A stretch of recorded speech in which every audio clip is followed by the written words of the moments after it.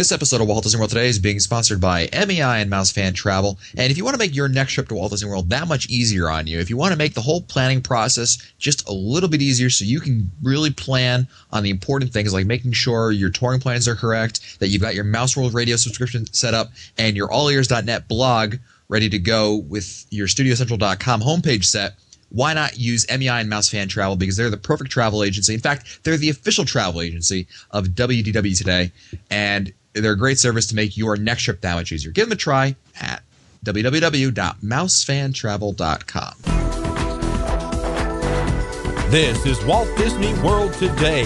Give us 5 minutes and we'll give you the world. It's Wednesday, June 25th, 2008, and this is episode 426 of Walt Disney World Today. I'm Matt Hochberg of StudioCentral.com. On the show today, we have Len Testa, co-author of the Unofficial Guide to Walt Disney World. And Len, did you like how I shamelessly plugged the touring plans in the ad read today? That was really, really subtle of you, Matt. It caught me completely off guard. Dude, you owe me $20 for that, by the way. Just a 20? That's fine. I'm not kidding. I want money. Also on the show today, we have Mike Newell of Mouse World Radio. And Mike, it's only $15 for you. Oh, I'm getting a discount. All right. Yeah, you know, come down enough times. And also joining us is Mike Scope of allears.net. Welcome, Mike. No man was made for immortality. Mike Scopa. No, wait. No man was me. Let me see if I can do that again. No man was made for immortality. American Adventure? American Adventure? American Adventure.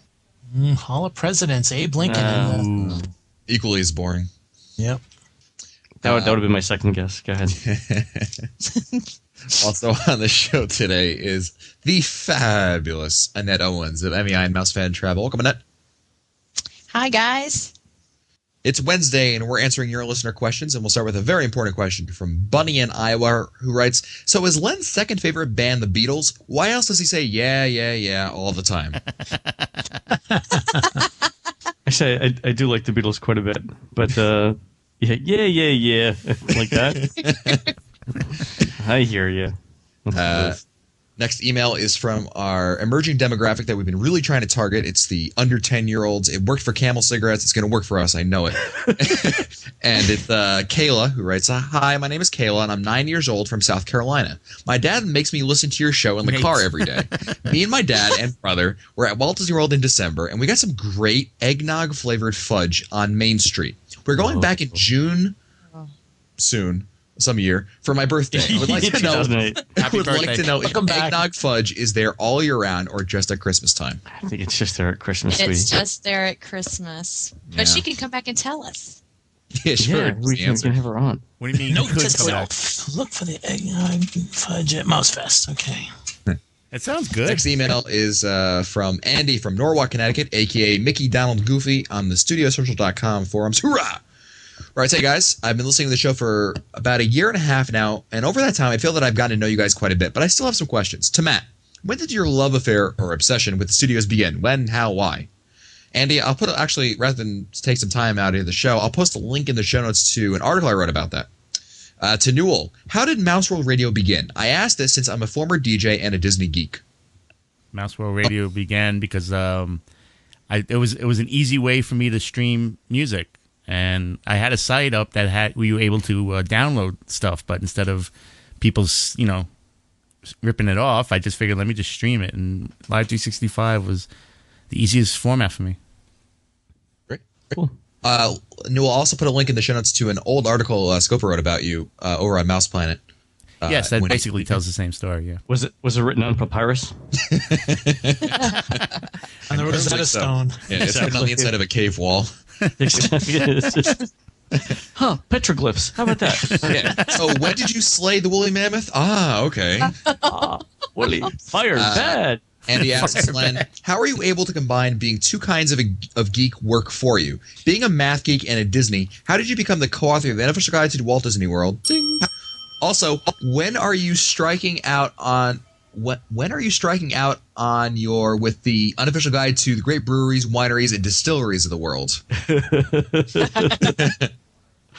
So how do I do it? Obviously, both the Unofficial Guide and my day job are very understanding of each other, and I try and combine them whenever I can. So if there's an idea or practice that I have at one that I think it works out at the other, then I would I communicate that. So there are actually a couple of management ideas that I've taken from my day job and applied to the unofficial guide, and it works really, really, really well. But everyone's pretty tolerant, and I think it's because I work like a dog, and I'm not kidding with that. I mean, I work a lot, and I think that people put up with it because of that mostly. And Newell, I think you're going to like this next question from Scopa from Andy rather. Who writes to Scopa: Is there any truth to the rumor that the reason you became such a fan of the New England Patriots is because you knew the actual New England Patriots? 19-0. I don't think so. Go Giants. Let me just say that it's easier. Lord. Let me just say that it's easier to win a Super Bowl than to go 19-0, and I'll leave it at that. Well, Andy writes, all kidding aside, I really loved your episode when you guys were around the World Showcase with the lovely and talented Annette Owens. Ooh. Once again, thanks for bringing a little bit of Disney music through my car radio to keep me going through the long breaks between my visits to Walt Disney World. So thank you, Andy, for that great email. Thanks. Next email is from Stuart, the Disney Geek Dad, who writes, hello, Matt, Mike, Len, Mike, and Annette, if she's there. Ooh, Annette, 2 mentions in one show. 2. Wow. Oh, jeez. Stuart writes, I've been a long-time listener for almost a year now. The Walt Disney World Today podcast is by far the best show on the net. The episode on Eating Around the World was the funniest show I have heard. I must have listened to that show 4 or 5 times. Anyway, my question is, besides Len Tequila Testa, have any of you considered drinking around the world? I tried it once. I made it to about Germany, and I said, no mas, no mas. Yeah, I'm the same way. I think I didn't pass out, but I passed up at not. Let me rephrase. I gave up at Germany. But what if you did it over 10 hours? Or were you trying to do it over over a period of 10 hours? No, I was just going I changed it to 2 hours on. Dude, could you really drink for 10 straight hours? Well, every 40. Well, let me see. That would be. I don't know. Have to find out someday, I guess. Next I'll be email. the designated driver for that one. Jesus, what I'll be staying at? I have to stay at Beach Club. I wouldn't even be able to walk home. Strollers, $30. Yeah, strollers. I need a stroller. Yeah, Eliopolis, get working on that visual right there. Exactly. All of a sudden. Next email is from Kristen from Chicopee, Massachusetts, who writes, I hear that there's a download or link for the Nintendo DS for maps and such of Walt Disney World coming soon. I was wondering if you had heard anything about it or know when it's supposed to start. My family and I are going to the world in August of this year, and we have a Nintendo DS Lite, and it would make our trip so much easier. Thanks for the great show. You guys rock. I don't know if they're rolling it out. I haven't heard anything about it since that little test. Yeah, they did a test a while ago, and it's just been we haven't heard anything about it since then. Next email is from Nicole from Greenville, Wisconsin, who writes, have any of you had the chance to stay at Shades of Green? Their website states it's comparable to a deluxe, and I'm having a hard time believing that their slideshow doesn't look impressive. For a trip this fall, we have Caribbean Beach booked for about $150 a night. Shades of Green is $93 a night, so if this does compare with a deluxe, it's something we'd want to look into, going for 7 nights. But I'm also fine with the rated Caribbean Beach, and don't want to get down there and be disappointed, as I like the resorts on property due to their ambiance. The trip is my husband and I and my parents. Separate rooms. We could book them a room at Shades of Green as well. What are your thoughts? So there's 2 parts of Shades of Green. There is I think it's the older part, which is more like the deluxe rooms in Walt Disney World, and they generally are. Then there's a newer part. I don't know if it's New Wing or what, but we've stayed there, and it is more in line with a moderate. I have photos of the room, and it's much more like a moderate. So there's really 2 classes of room at Shades of Green. Would you stay there versus Caribbean Beach? What was the rate? $150 a night for Caribbean Beach, $93 for Shades of Green. No, I'd move. Yeah, I'd move to Shades of Green. Yeah. I mean, transportation isn't quite as good, but for whatever money you're saving, you'll tolerate that. Oh, I agree. Yeah, I would move in a second. I just stayed at Caribbean Beach last week. Okay. Next email is from Chris Ustra of Gaithersburg, Maryland. All right, hey, gentlemen, 3 questions for the lovely lot of you. Number 1, how late can you be for your priority advance seating reservation, but you will still have to wait? I've been as late as half an hour and was still able to get my table. I know that on the boards I would be labeled as selfish, but if I'm going to wait for 20 minutes for my reservation, I would rather grab in a last-minute ride, parade, etc. I've never been more than 10 or 15 minutes late. Yeah, but I could totally. I mean, depending on the time of year, I could see during slow times them doing it half an hour. But if you're going to go in, July 4th and be half an hour late, I don't think that's going to happen. No, I mean Disney's all about.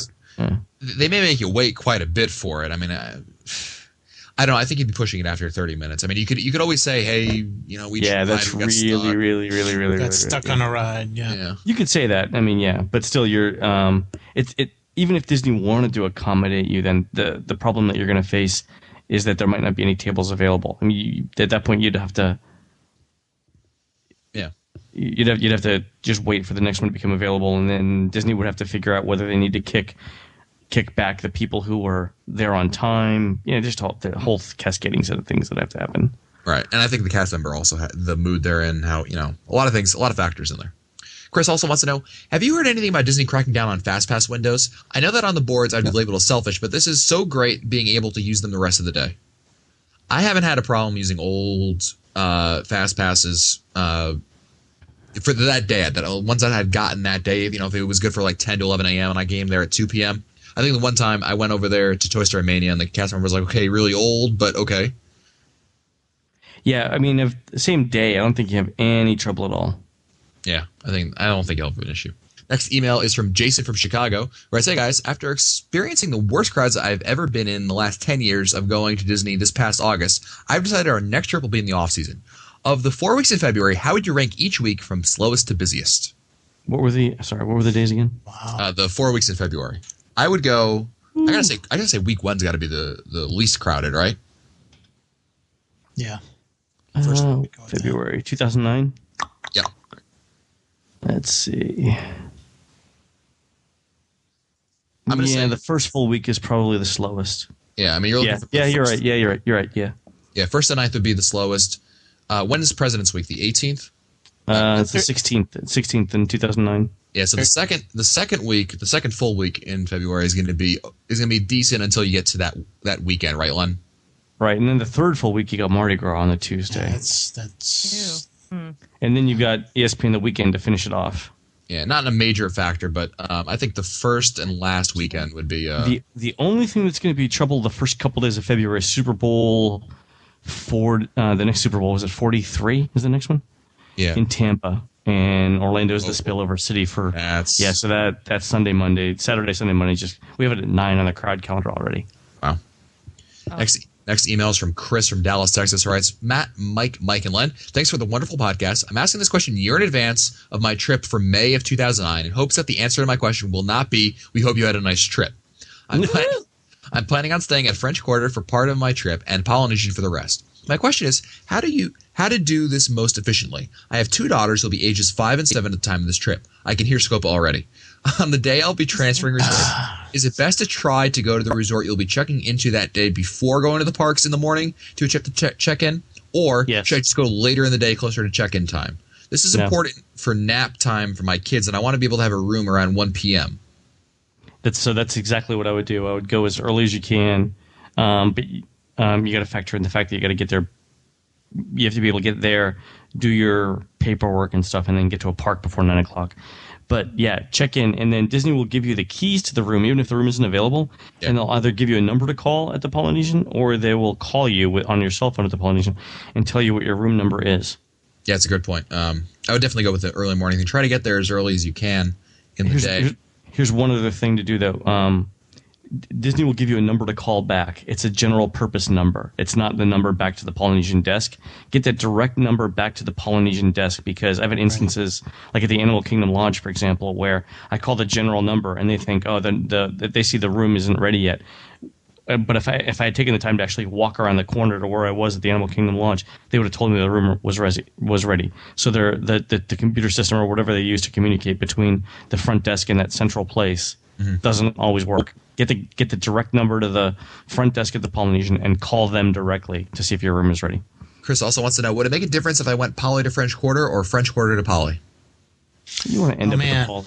You're not going to want to go to the French Quarter after the fall. You go moderate deluxe. I mean, Yeah. that's like the thing. If there are people who have said, well, gee, I'm not sure if I want to stay on the property or off the property, so I'm going to split it down the middle. And when you do that, you stay off the property first, and then you go on the property last. You always move End up. well. End well. Yeah, exactly. Yeah. Next email's from John Manasco of Huron, Ohio. I'd say there, Mike, Matt, Testa. Just have a couple of quick questions for you. I know guest relations could have answered these if I had felt like going over there, but where's the fun in that? Anyways, first off, the bricks outside the Magic Kingdom. How on earth did you get a brick? Are they still available for sale to personalize, or was that a one-time deal a while back? Well, it wasn't a one-time deal, but it's no longer. But its time is come it's and gone. discontinued. Yeah. Yeah, I don't think there are any. And of course- Unless, that's a good question, Matt. I don't know what happens if someone does not renew. Although, I've never been asked to renew mine. No. I mean, I still have mine. The original contract was for 10 years. My brick, which was put in 94, is still in place. So it's way past the 10-year mark. I think that it would probably cost them too much to replace that path, so they decided to leave things for now. Probably, yeah. Also, John wants to know about the engraved photos over there in front of Spaceship Earth. That's the same deal. The time has come and gone for that as well. Yeah. Yep. John also wants to know. Also, I'm thinking of taking the Magic Kingdom tour of the railroad on my next visit. Have any of you ever taken this tour, and what did you think? I used to work on a railroad like this set up in northern Ohio at our amusement park, Cedar Point, and have always wanted to check out their operation. Just looking to see if it's a good tour, more or less. Thanks for taking the time to read my email. Thanks. This is the steam train tour at the Magic Kingdom. I've never heard anything bad about it. I have had I've cast member friends who've done the tour, and everyone that I've spoken to has loved it. The thing is, Matt, that anyone who is taking it needs to realize they have to be at the Magic Kingdom real early. I believe the tours begin at 7 or 7:30. Yeah, that's good. I've heard nothing but great things about it. I would definitely try it out. Let us know how it is, though. Send an email. Next email is from Bob Lee of Pratt, Kansas. Writes, hey, Matt, Mike, and Len, and whomever might be guest hosting today. Lynette, that's 2.5, right? Yoo-hoo, that's me. 2.5. Emily's checking in today. I wanted to make the suggestion about a dining option for the cheerleader group you discussed in episode 385. If they are a youth group and sponsored by a school, they can get meal coupons from the Disney Youth Group's department. I think they still offer these. They did last year for our band trip to Walt Disney World in March of 2007. We've used these on all 3 of our band trips, and they work great. Cost is about $11 per coupon, and they are good at select counter service restaurants around property. The coupon is good for 1 combo meal, drink, and dessert, or a main entree, side dish, drink, and dessert. Really is a great deal, and like always with Disney, more food than you really care to eat. Most of my meals would have been about $14 to $17 on the receipt, but we only paid $11 for the coupon. The coupon also covered the entire cost of the meal. They also can get discounted park admission tickets, and they don't have to be a performing group. And they can get more information at disneyyouthgroups.disney.go.com. So we thank Bob for that information. Appreciate it. Matt, yes, they still do offer those youth coupons to youth groups and sports, cheerleaders, that kind of thing that are coming down. Great. It's good to know for anyone who's planning a group trip like that. Bob also writes, thanks for a great show. Been a listener since episode 10. Sorry. Where were you the first 9 episodes? Wow. Still with us. Wow. Next email's from Jordan Michael of Tallahassee, Florida, who writes, just want to let you know that I did 4 of the 7 things on Matt's top 7 things that you might not have done but should have done at the studios, which was on Netcot podcast. Don't remember the real name, but it was similar to that. The Streetmosphere was excellent, and my sister even got picked to be in one of the films for In the Can Productions. I will. I'll put a link in the show notes of the episode that Jordan's talking about. Matt, who was the Streetmosphere character that we watched last time we were there?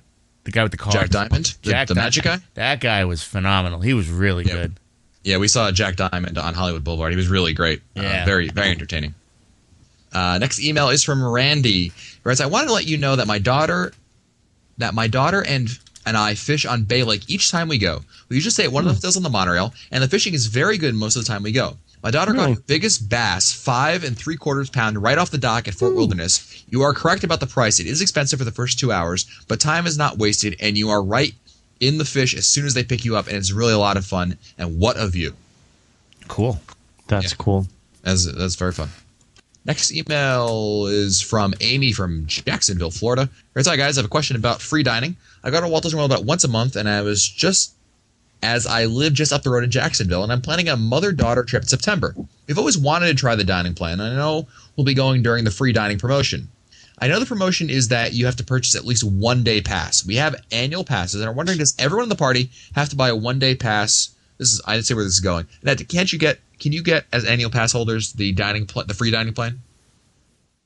You can't get the free dining plan, but you can get the dining plan, and we've priced it in a couple situations. It's actually cheaper to get the annual pass holder discounted room with the dining plan than to get the free dining. Yeah. So, Amy, there you go. Amy, that would be the better solution for you. That's good. That's good information, Annette. Next email's from Pam from Alabaster, Alabama. All right, so guys, thanks for all the useful information. I'm sure you have addressed this question before, but what do you recommend? Going to Walt Disney World for Easter week, spring break, or going in the summer in July? Kids are getting older. You can't easily take them out of school. Oh. My husband hates the heat of the summer, but aren't the crowds a bit smaller in the summer than Easter week? We have never been during spring break before. We are Disney veterans, not novices, though. What do you guys think? I would say Easter weekend. What was it July, Easter weekend? What was the other one? Spring break. No, just Easter week. Oh man. Or summer in July. You know, for me, I would take Easter week because I would rather wait in crowds than sweat to death. Yeah, I would agree with that. Did she say spring break was a different week other than Yeah. Easter? Yeah, she says Easter week in parentheses spring break. Oh, never mind. I think she's talking about one and the same. One and the same. Len, what do you think, Mr. Torn Plans? I think July, because the parks are going to be open longer. That's More good. operating hours, but Yeah. you have more opportunity to do whatever you want to do. Exactly. I like- Sleep late, go longer in the park. That's right. That's The right. sun's down.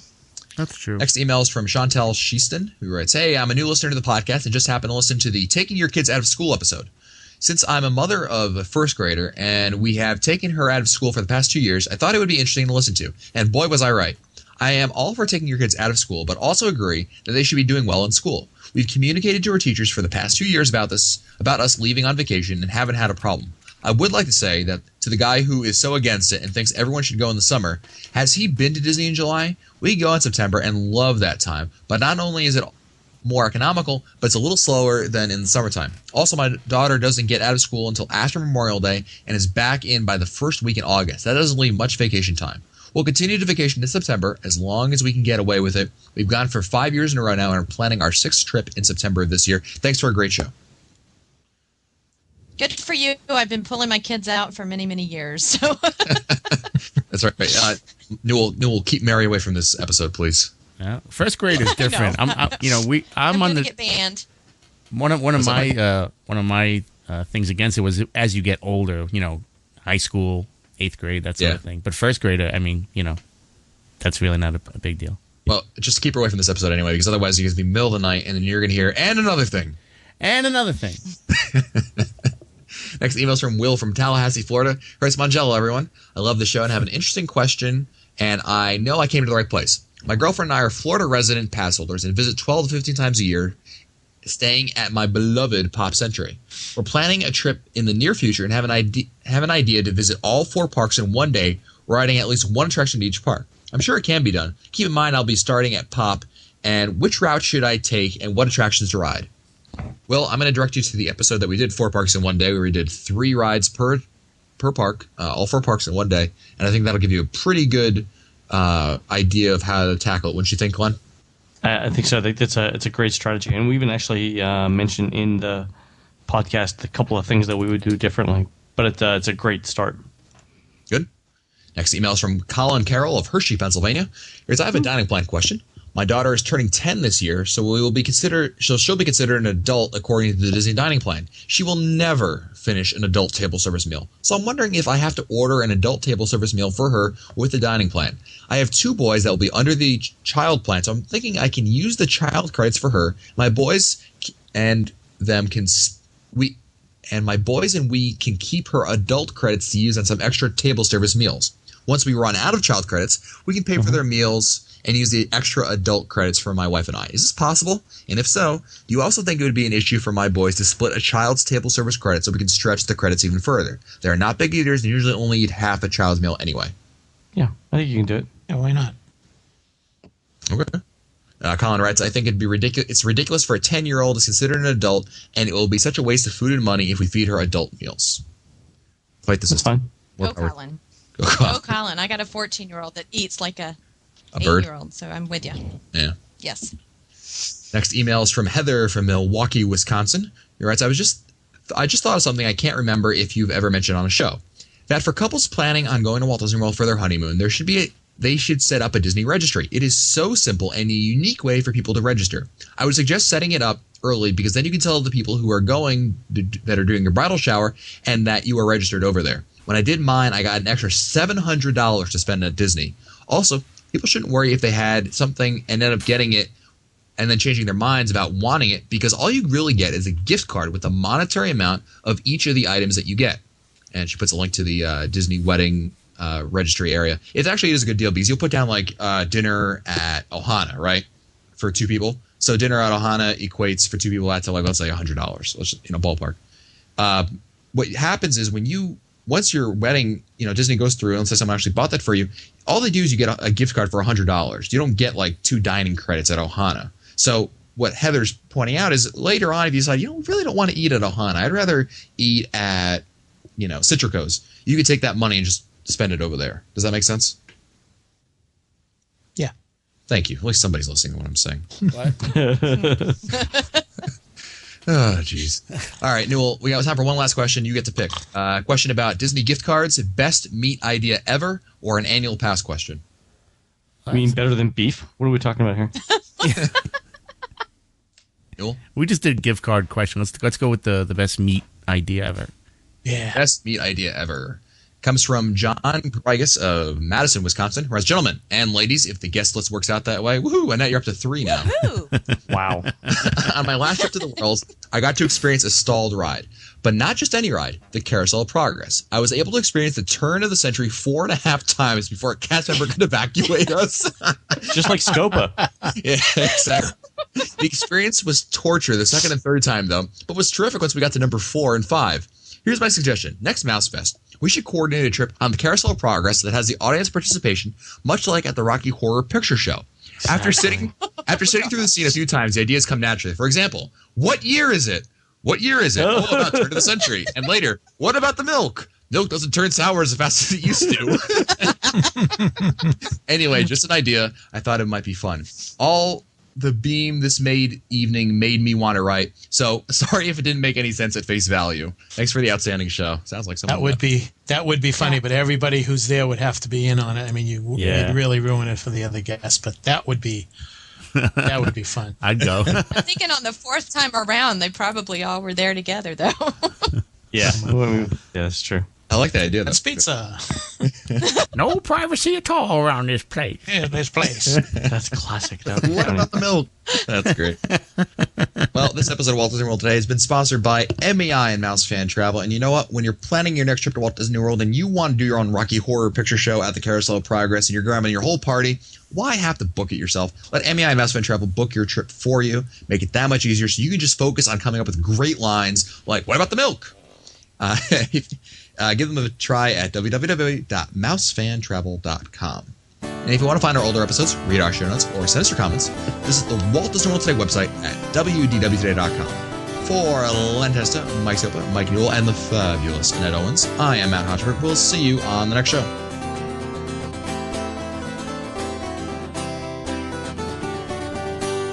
This has been a production of Mouse World Radio.